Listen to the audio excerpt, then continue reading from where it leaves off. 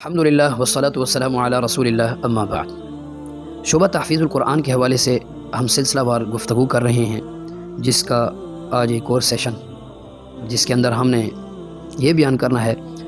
کہ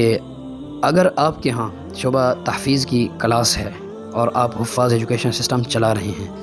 تو اس میں جیسے پارے کا اختتام ہوتا ہے تو ہمارے عموماً ہم سے غلطی ہو جاتی ہے۔ کلاس کے اندر بچے کا جیسے ہی پارہ ختم ہوا ہم دوسرا پارہ اس کا شروع کروا دیتے ہیں، یکے بعد دیگرے جیسے پاروں کا اختتام ہوتا ہے، تو پورے مدرسے ادارے کے اندر یہ تاثر دیا جائے، اپنے تمام طلباء اسٹوڈنٹس کو یہ بتایا جائے کہ جیسے ہی پارے کا قاعدے کا اختتام ہوگا، چاہے ناظرہ ہے چاہے حفظ ہے، ان دونوں صورتوں میں کہ ہر پارے کے اختتام پر ٹیسٹ لیا جائے گا۔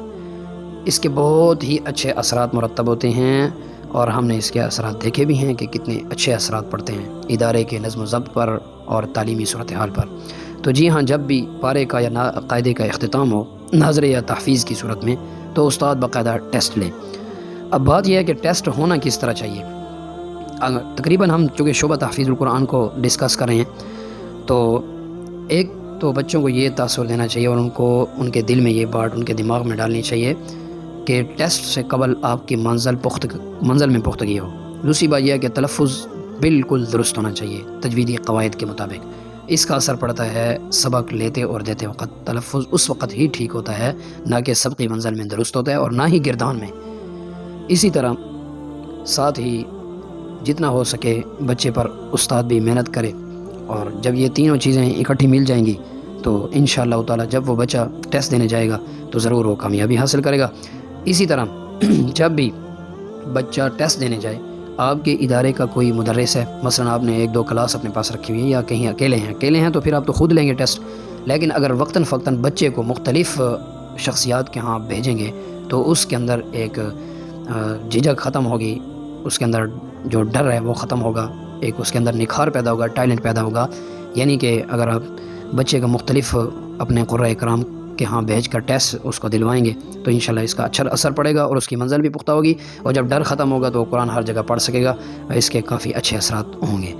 اس کے علاوہ اب یہ ٹیسٹ دینا کس طرح چاہیے، کچھ ذمہ داریاں ٹیسٹ دینے کے لیے ہیں، مطلب جو بچہ ٹیسٹ دے رہا ہے اس کی ہیں، اور اسی طرح کچھ ذمہ داریاں جو ممتحن ہے، چاہے وہ اپنا استاد ہے یا کوئی اور ہے، ان کی ہیں۔ خیر، بچے کو اولاً ایک تو تلفظ کا خیال کرنا چاہیے، یعنی پختگی منزل تو میں پہلے ذکر کر چکا ہوں، جب تلفظ ضروری ہوگا اور ساتھ ہی پختگی منزل ہوگی، اسی طرح بچہ اس بات کو ضروری سمجھے، اور یہ استاد نہیں سمجھانا ہے، نگران نہیں اس کو سمجھانا ہے، محتمم نے، کہ وہ ٹیسٹ لیتے دیتے وقت اپنی آواز کو اونچا رکھے، پست نہ کرے،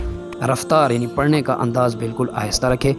اور ساتھ ہی لہجے کو ضرور رکھے، اور یہ لہجہ بھی استاد ہی سکھائے گا۔ جب بچے کے ساتھ سبق کے وقت محنت کرے گا، وہ بچہ مستقل ایک لہجہ جب سیکھ رہا ہوگا تو وہ کل لہجات کا مالک بن جائے گا۔ یہ بہر بچے کے لیے ضروری عوامل ہیں۔ اسی طرح جو اپنے اساتذہ ہیں ان کو ہمیشہ جتنا بھی ہو اس معاملے میں